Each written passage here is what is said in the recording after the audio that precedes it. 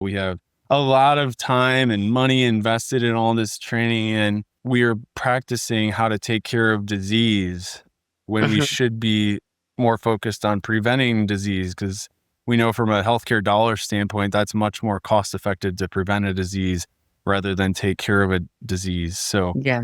and I find that, simply put, go back a couple hundred years of how they used to live, and it's not too far off from that. We can apply that to our day to day. We're working. I had to pull like a 400 pound chicken coop on wheels. I made it way too heavy, but I got to work out of that. I had to wipe some sweat off my forehead before I got on this podcast. But work, get outside in the sunshine. Welcome to The Functional Edge. I'm Dr. Julia Ward, and this is where science meets real-world strategies for living healthier, sharper, and stronger. From uncovering hidden environmental toxins to unlocking peak performance and mental clarity, we cover it all. Ready to take control of your health and thrive? Let's dive in. Hello, and welcome to the Functional Edge podcast. I'm your host, Dr. Julia Ward, medical director and founder of Balanced Body Functional Medicine. Today, we're honored to welcome Dr. Van Maele to our show. In this episode, Dr. Van Maele will be sharing insights on the powerful intersection of farming and medicine, the importance of discovering your why in the healing journey, advanced strategies like peptide therapy and male hormone optimization, and why tracking health metrics truly matters. We'll also explore how motivation is built and why a collaborative approach, bringing together a trainer, a therapist, a physician, can dramatically improve patient outcomes. So stay tuned for an engaging conversation that promises to empower and inspire your path to wellness. Welcome. Thank you for having me. It's great to be here. Absolutely. So you often speak about the connection between farming and medicine. Can you walk us through how the principles of regenerative agriculture translate into how we should be thinking about human health and healing at a root cause level?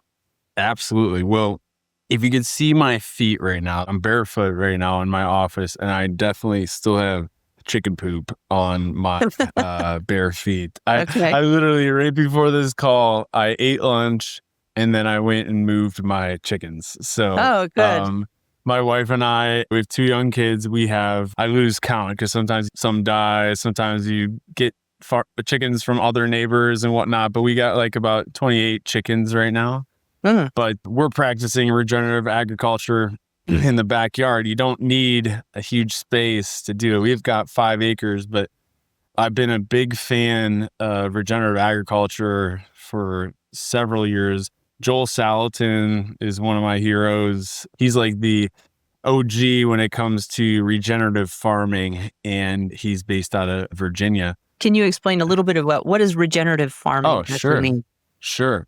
In my opinion, regenerative agriculture is getting farming back to its original intention, which is it's mostly in the livestock space for regenerative agriculture, but especially when it comes to cows and chickens, and not getting them in these big chicken houses or dairy farms and whatnot, allowing them to live their lives the way that they were intended to live.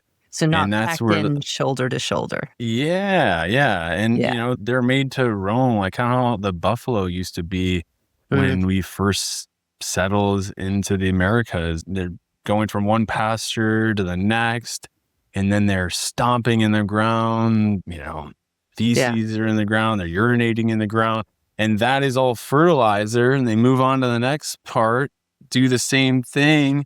And that grass just keeps getting better and better and more nutrition, better soil. And that's how you're truly regenerating the earth, as opposed to conventional farming, which is just, I grew up in Michigan in the Midwest, where if you look at the farm fields before anything's planted, it's pretty brown. And they have to just dump fertilizer, and, sometimes they use manure, but most of the time it's fertilizer followed with crops and followed by glyphosate, and it's a mess. That's not the way God intended us to be farmers. So I like to do a little taste of it in my own backyard, and I reap the rewards. I get wonderful eggs every single day that I just walk out to the coop, and it suits my lifestyle because my family eats about a dozen eggs a day. So we got to make sure we can support it. That's awesome. That's great. Yeah. In your experience, how disconnected have we become from our, inputs, both in terms of food and lifestyle? And how does that disconnection show up in the patients that you work with?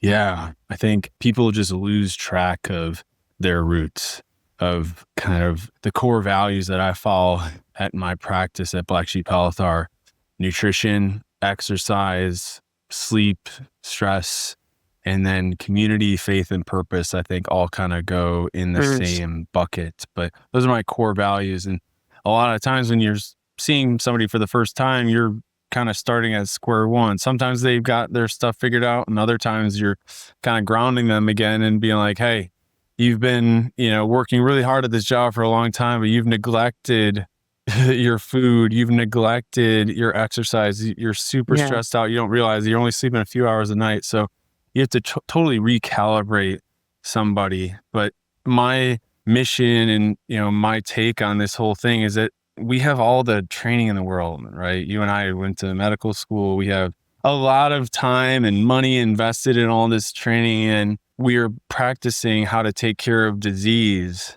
when we should be more focused on preventing disease, because we know from a healthcare dollar standpoint, that's much more cost effective to prevent a disease rather than take care of a disease. So, and I find that, simply put, go back a couple hundred years of how they used to live, and it's not too far off from that. We can apply that to our day to day. We're working. I had to pull like a 400 pound chicken coop on wheels. I made it way too heavy, but I got a workout out of that. I had to wipe some sweat off my forehead before I got on this podcast. But work, get outside in the sunshine, like be able to tell me what you're eating. Most people are so out of touch with the basic fuel that goes into their body. I have two basic rules of my practice, and I've had this for years, is don't drink your calories. Like, I drink water. I don't even think you're supposed to be drinking out of this. I think this is more of a serving glass, but I just stole it from the house. And you got to be able to tell me all the ingredients of what you're eating. Like this, this is my lunch, which I haven't finished yet, but it's very easy to tell you what's in my breakfast. I've got all my macros here: fat, protein, carbohydrates, and there is 2 ingredients in this meal: orange, egg. And that's how simple, stupid I want it to be for everybody. So I hope that answered your question. Yeah, absolutely. So one of the themes you're passionate about is helping people find their why. How do you approach that conversation with patients who are stuck, unmotivated, or simply trying to feel better but haven't yet connected to a deeper purpose? Amen. I don't ask this right out of the gate because I do want to build rapport with people and just kind of chit chat with them and have them get to know me. I get to know them. And usually after, maybe it's the first call, or maybe at the end of the first call, I just kind of, ask somebody, why are you doing this? Like, because the easy way, and you and I both know this in medicine, the easy way for us to practice is like, here's a blood pressure medicine, here's a statin, here's an NSAID, like here's a PPI, like here's your cookie cutter stuff. Or the hard way to do it, which is more time and commitment and investment in your health, is doing the things that I just talked about. So you got to ask people, like, are you willing to commit? Are you willing to invest? Because if they don't know why they're doing it, it's going to burn out really quick. So, and then this is kind of like my in to talk to people about faith and Christianity. Like, I'm a Christian first and foremost. I want to honor God with everything that I do. And then I want to be a great husband to my wife, and I want to be a great father to my 2 beautiful children. So that's my why. I want to go to heaven one day, and I want to honor God. And He's given me the talents, if you will, from Matthew of, hey, you're put on this earth to be a doctor, but be a little different, like be better. Don't follow in line with what everybody else is doing in medicine. And that's kind of how I came up with Black Sheep Health. But also too, I can't deny that I'm unbelievably blessed to be in this space, to have the luxury on a Friday afternoon to chat with you and spend more time with my patients. And that's how you get it done with people and really get in deep with them, find out why they're doing it. Are they doing it for themselves or for somebody else? Or, but it's very powerful because that is the secret sauce, I believe.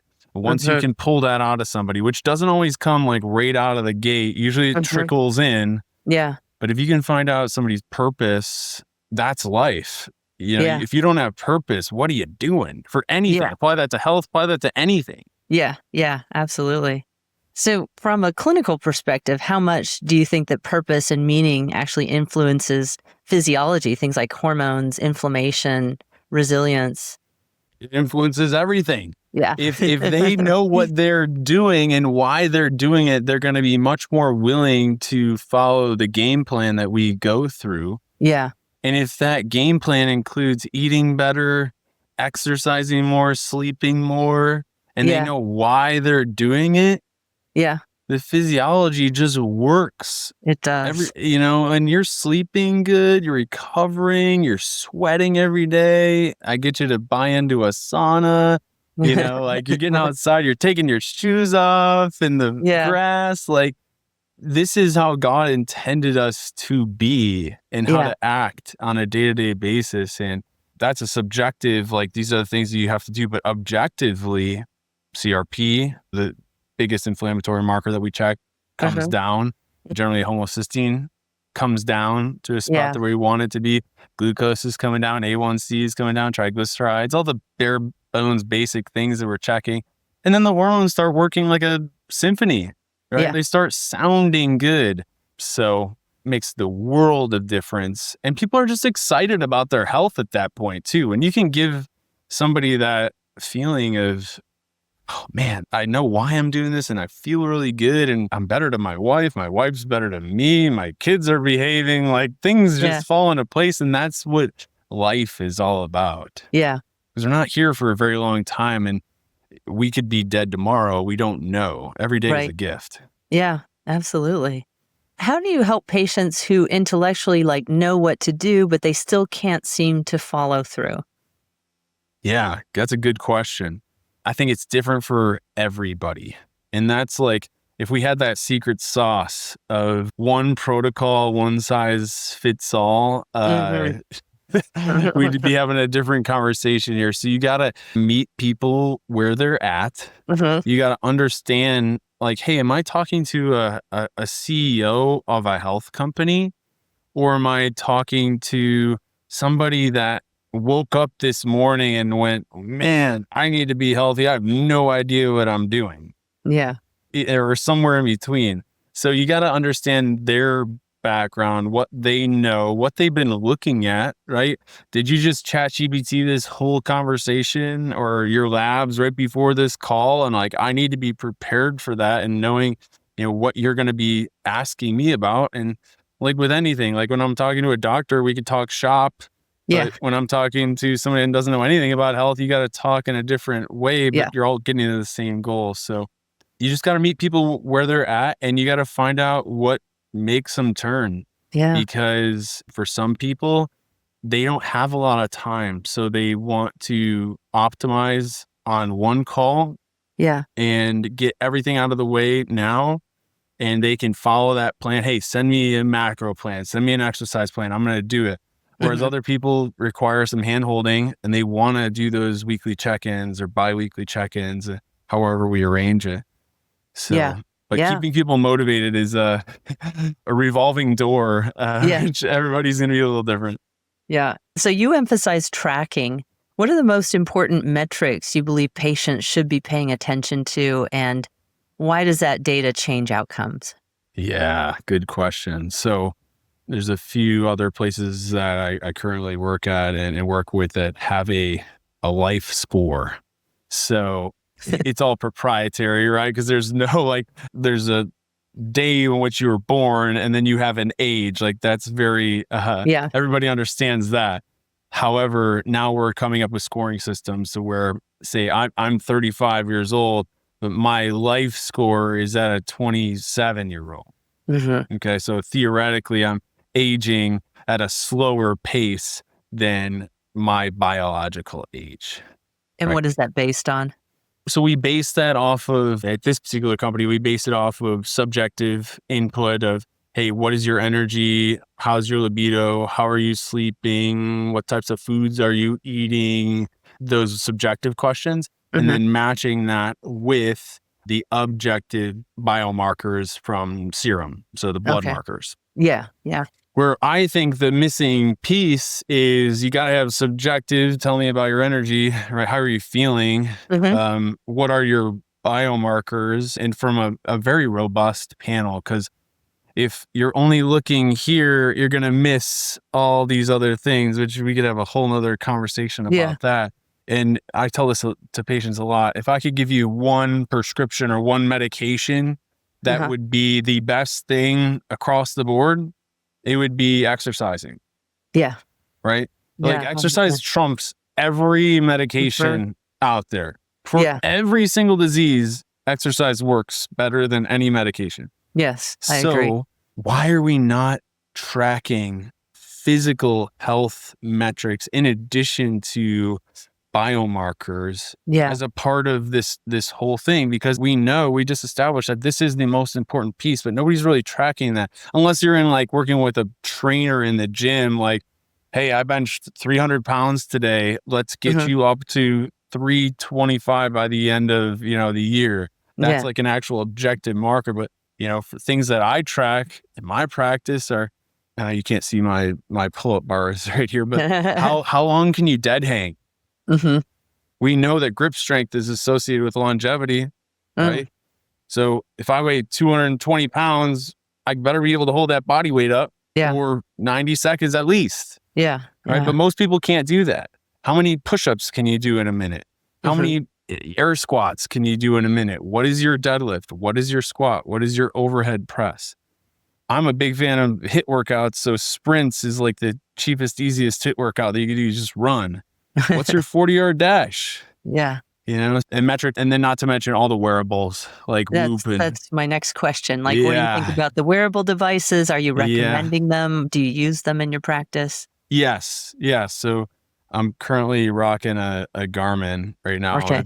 I love the watch and being able to have like time on it as opposed to a Whoop or an Aura where I can't see that. And then I've worn the Aura in the past, but like I told my wife, I was like, I want the thinnest gold band that they can give us. At the jeweler when we got married, the Aura is too thick for me. It's pretty thick. And it bangs into dumbbells, and I'm finding I always have to like take it off. So you got to find out what works for you from a wearable perspective. But that being said, I love the data that spits out. And if you're a data-driven person, which honestly most people should be, because it's actually, if you're not tracking, you're guessing. And if you're guessing wrong.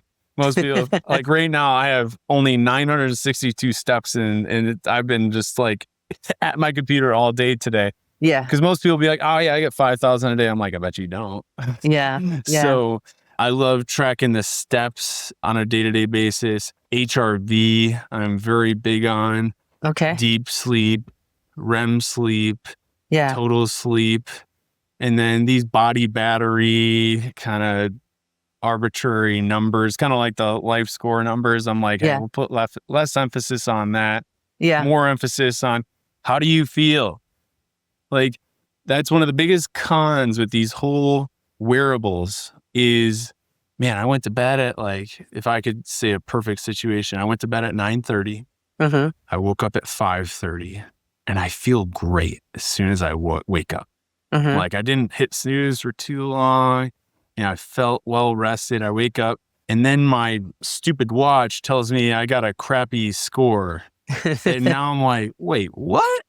Because your feelings most of the time, not every time, but most of the time, your feelings, if you have energy, you probably slept pretty good. Like it doesn't like we're pretty in tune with our bodies that we know kind of if we slept bad or not. I really don't like when either a life score or a score that Garmin or Whoop gives you doesn't match like your own self. Like trust yourself before you trust some of these wearables. Cause I think they're really good. Yeah. But but I don't want people stressing out about like, oh, what's my score? I didn't break 90. It was a bad night.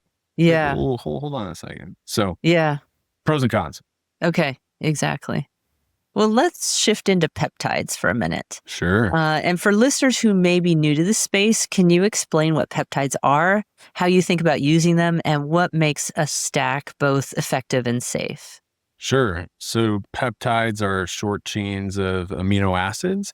And when you put them together, you can create proteins that act within our body. And these are things that are already occurring in our body.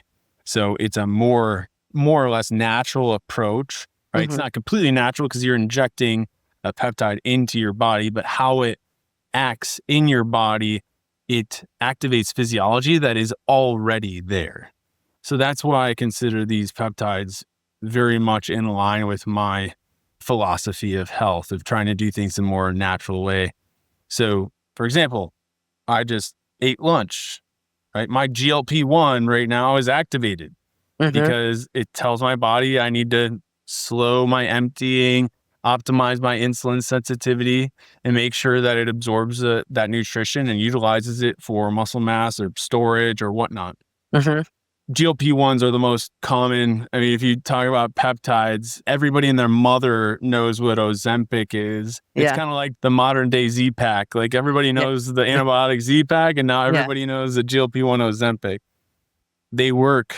I'm a big fan of them, and understanding kind of what they do and how your body makes them already is very powerful. So people can understand not to overdo it on these peptides. Because you want to talk about stacking. It's like peptides is like saying medications.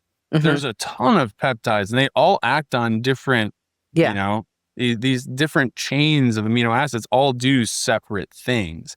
There's categories within peptides, of course, and that's where the stacking is very beneficial because you can stack a GLP-1 and just to put it simply, for the weight loss component of it, with a growth hormone releasing hormone, like either testosterone or sermorelin, CJC, ipamorelin, with a BPC 157 to get the angiogenesis, to get the collagen replacement. So that is a very common stack that I use, those three medications or those three peptides. But they work really well. And I think, you know, when done under the right supervision and cycling too, it's not like a kind of set it and forget it thing. You should be cycling on peptides for sure. But just understanding what you're trying to accomplish, like with anything, like know your goals of going into this. What are you trying to accomplish is very key. But I use them a lot. I think they're very beneficial. And I think they're starting to gain traction throughout the medical world. I think it's actually doctors were like, hey, we don't want to touch that stuff when everybody else is taking off. Everybody else is taking it. So we got to find out how to make sure it's safe, right? Do no harm. That's our first rule of being a doctor. So I think there is a place for it. It definitely, the regulation it has to fall in line somehow to where it's actually going through a pharmacy and it's clean, and the sourcing, the API on this stuff. Right. Like definitely. Somewhere in the, back warehouse of China, these things are coming from, and we're just injecting them through every defense mechanism that we have of our skin right into our bloodstream. And it's kind of crazy, but everybody's doing it. So, it's definitely having good results if people are willing to keep doing it. I think as a medical community, we need to make it safer and just more guidelined, if you will. Yeah. And I think, sometimes we need to point people in the direction of more foundational kind of issues first before going down the peptide route. Because 100%. Yeah, we're never going to peptide our way out of a bad diet or not exercising. Yes. Yes. And that's what I tell people too. Like, I always go back to the foundation. Like, what is your why? Here are my foundational principles. And also, I know you want to talk about sauna and cold plunge and, how long can you stand on your head to get the blood flow into your brain? Like all these like crazy things that people are doing, like tourniquet bands to make sure you get better muscle flow, right? Or better workouts. Fix the basics first. And this applies to peptides because if you got somebody that has massive insulin resistance. They don't exercise. They're barely sleeping. There is not enough growth hormone peptide that's going to put muscles on you on the planet. And you're, no offense, but you're wasting your time. You're wasting your money. You're wasting your resources. It's just not going to work. So I don't start with peptides for the majority of clients that I see. Yeah. So once that foundation is built, now these things actually work the way they're supposed to work, and you'll get the benefits out of them. Yeah. I say that with one exception. With the GLP-1, I do use this to get going. Okay. Because I do find that a lot of people, if they're overweight or obese and they've been this way their whole life, if you can take 20 pounds off of them, say they got 50 pounds to lose and you can take 20 off, you just created a new person with a new perspective. They don't feel the weight on their ankles, their knees, their hips. They look different. People are noticing them differently. Whatever floats their boat, now you've got them.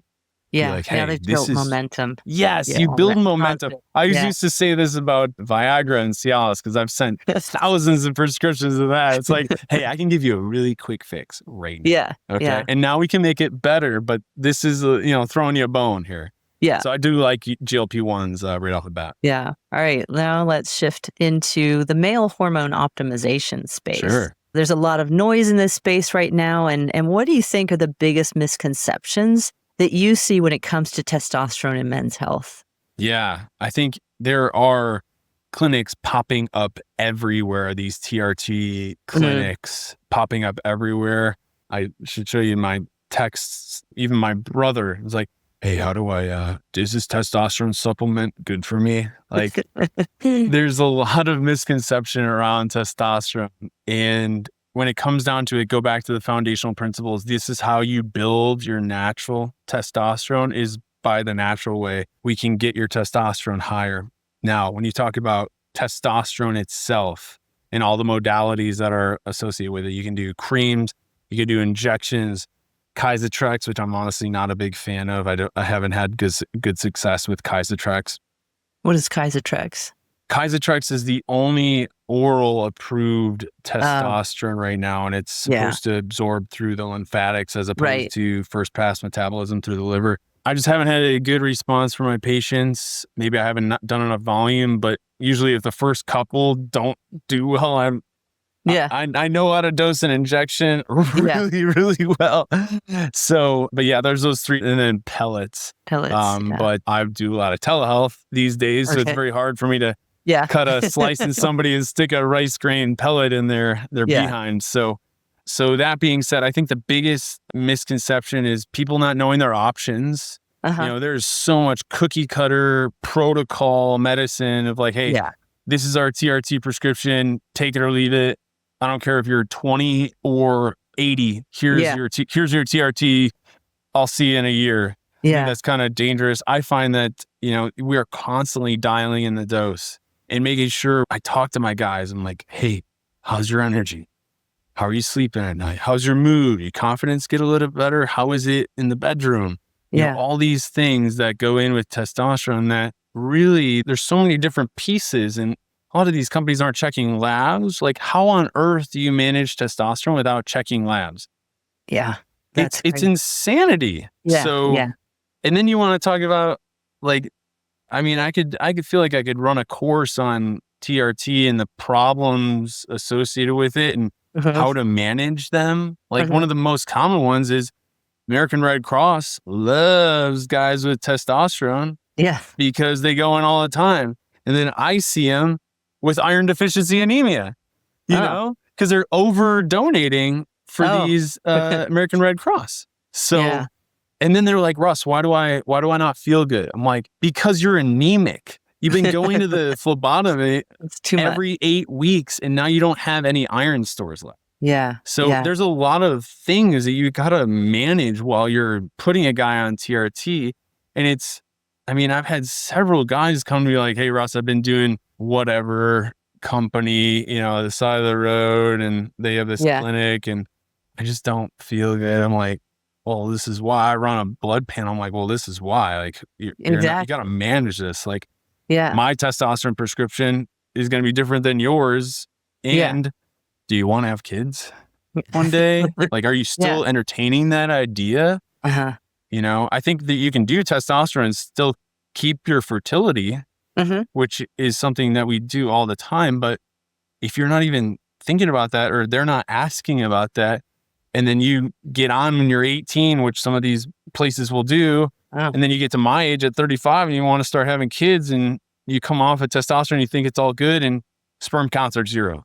What do? It's traumatic. Yeah. Right. I would So imagine. you just got to take into account the person and make sure they are dialed in. And it's not as easy, not to say that like I'm the only one who can do this. Right. But it's not, hey, it's not very easy. You got to look out for a lot of different things. Yeah. Yeah. So I love your concept of integrating a trainer, a therapist, and a physician. Can you explain why this triad is so powerful and how it addresses gaps that we often see in traditional care? Yeah. So say take somebody in the general medical model, because I'm an internal medicine specialist, if you will, primary care. And for your run-of-the-mill 40-year-old person, you're going to see them once a year. Annual labs. Right? Maybe you do labs, maybe you don't. Annual physical. Bonus if the doctor does labs. And you might get a CBC, a CMP, and a lipid panel. Maybe an A1C if you meet the criteria for being overweight or obese. Yeah. And most of the time, and I've had several family members who I know are not healthy. Like, I know they're not healthy. I can just look at them real quick and look at their lifestyle and tell them they're not healthy. But they come to me and they're like, yep, I had my annual physical. The doc says I'm good to go for the next year. I'm like, oh, Lord. Like we got a lot of work to do, but that's how the general medical model works is you get this touch point of 15 minutes, maybe it's a half hour if it's an annual, once a year. And then until that, there's no focus on prevention. There's no focus on getting better. Yeah. It's just wait until it hits the fan. Yeah. Because other than that, what do? That's not how we were trained in med school. We were trained for disease. So we're basically waiting until disease happens and now we're useful. Yeah. But we want to flip the script and be like, no, we can be useful when you're 20 years old, 30 years old. Let's build this foundation to where, hey, my best patient is one that doesn't come to me with sick. They come to me and hey, Russ, how can I get better? So when it comes to my model, I see people at minimum 4 times a year. So they'll get quarterly labs with me. That's an hour visit. And then you get to follow up with your coach. And the coach is very well versed in nutrition, and some of them are personal trainers that we work with, but they're able to cheerlead and motivate the client to do the things that they're an extension of me. Yeah. Right. We talk about the same things. Hey, we follow the same dietary advice. We follow the same, hey, we're trying to put on muscle. And they're there for them because people can lose touch. If I'm seeing you once a year, you're going to forget about me within the first week, but it's probably the first day. Yeah. Right. You might talk about it with your wife at dinner and then it's like, it kind of falls off. But if you can keep somebody engaged and then work with some of these coaches are true like diamonds in the rough, that they're very good at what they do and they keep people motivated. And I love, like, one of my coaches is, every day I want to get you 1% better. I'm not trying to get you 100% better overnight, but I'm trying to get you 1% better, because it's all about that compounding effect. If we can change one thing, that'll lead to the next, which will lead to the next, which will lead to the next. And they're my best asset because I set the game plan. They actually follow through with it. Yeah. Don't tell me that these labs in 90 days are going to look significantly better than they did on day 1. Yeah. Yeah. Right. And then the third component is a therapy. If we ignore mental health, spiritual health, like my therapist who sees myself and my wife, she is not just a therapist or counselor. I don't actually know what their title is, but she's also a very devout Christian. She knows the Bible like the back of her hand. And she kind of sets me straight too when I'm kind of walking out of line. I'm like, hey, is this what God is calling you to do? And I'm like, that's fair. It hurts, but it's true. So I like to utilize the mental health, spiritual health component, and somebody that understands that space to sometimes they figure out the why talking with them. Like when you get deep enough with somebody, maybe it's through that avenue, you're fixing like this mind, body, spirit. And that trinity, if you will, works really well in the health space because you can't ignore physical activity. You can't ignore nutrition. You can't ignore your purpose. Like it all fits together. And that's why if you have the entourage of medicine all in your favor, like all in your corner, that's how you're going to get better. Yeah. So I think the more the better when it comes to specialists in the room that can truly dive into somebody's health and get them better in all areas of their health. Yeah, absolutely. So looking ahead, how do you see the future of medicine evolving? Do you think this kind of collaborative whole person approach will become the standard? I would love it to be the standard. That would be great. Yeah. I'm trying to grow that in my business right now at Black Sheep, but I think it's going to be a very long time. I think this is definitely a cultural shift that needs to take place, but I think peptides and Ozempic and, you know, things like that have really changed people's minds on these things. We're a long way away from the sick care model going away. But my generation, most people are, at least it's on their mind. Health, they're a little bit more health conscious. So that's where I'm trying to do my best, and spreading the word of prevention is the best medicine you can have. So I do strictly cash pay at my clinic. I don't accept insurance. Insurance is a nightmare to deal with, and it's better for the patient. It's better for me from a business standpoint. Like there's a lot of different reasons to not use insurance, and it's so much quicker to take care of stuff.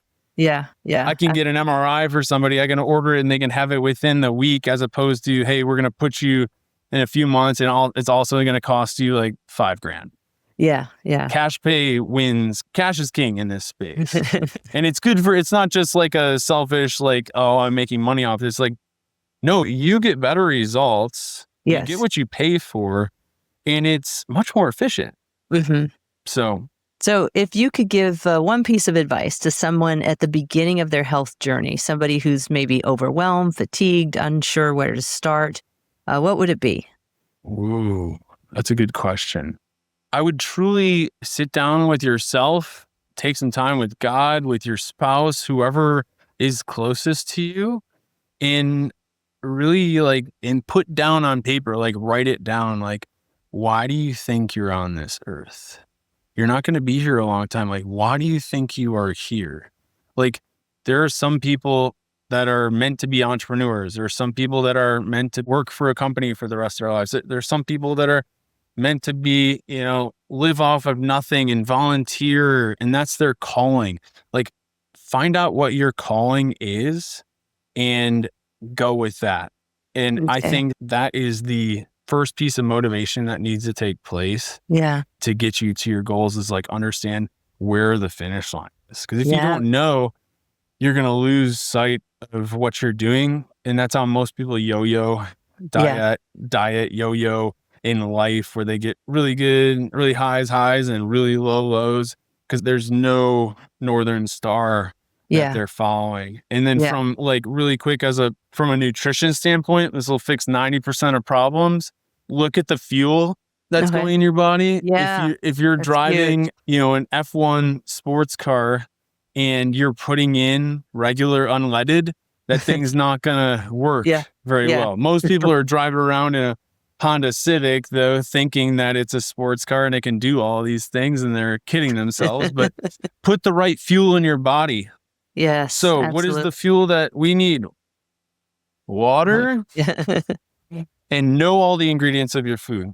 If you can't tell me all the ingredients of your food, you're going to be setting yourself up for big time issues later on down the road. And keep it so simple. An egg is an egg, an apple is an apple, a steak is a steak. You don't know what's in your cereal. You don't know what's in your, blueberry muffin, whatever you want to call it. I'm not anything a big that came out of a package or a box. We want to avoid that. box package is mostly stay away from it. And you still can have those things. There's still good stuff in box and backs. I can't even say I sound like the Grinch, like packages, boxes, and bags. There's still good stuff there. Better to be able to tell me what's in it, because if you can't, then you're guessing and you're not going to be taking care of yourself. Yeah. Okay. And finally, for our listeners who want to learn more about your work, where can they find you and how can they start implementing some of these principles into their own lives? Yeah. So my company is called Black Sheep Health, and you can find me at blacksheephealth.com and apply to be a client. We'll do a discovery call to see if we're the right fit, because as much as I want to be your doctor, I hope that you want me to be your doctor. There has to be a mutual relationship there. Yeah. So the website right now, I'm starting to dip my toes into the podcasting space. So that'll be coming here soon. Good. And then I'm on Instagram as well at the Farmer's Doctor. Okay. Awesome. That's wonderful. Well, thank you so much. And thanks everyone for joining me on The Functional Edge.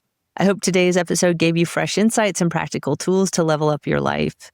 If you found this conversation helpful, I'd love for you to subscribe, share it with someone who might benefit, and leave a review. It truly helps us reach more people and continue to bring meaningful, root cause health insights to those who need them most. So for resources, updates, and behind-the-scenes content, visit drjuliaward.com. And until next time, stay strong, stay healthy, and keep living on the functional edge. Thank you for joining me on The Functional Edge. I hope today's episode gave you fresh insights and practical tools to level up your life. If you found value in what you heard, don't forget to hit subscribe, share the podcast with someone who needs it, and leave a review. It's the best way to support our mission of bringing powerful health solutions to more people. For more resources, updates, and behind-the-scenes content, visit drjuliaward.com. Until next time, stay strong, stay healthy, and keep living on the functional edge.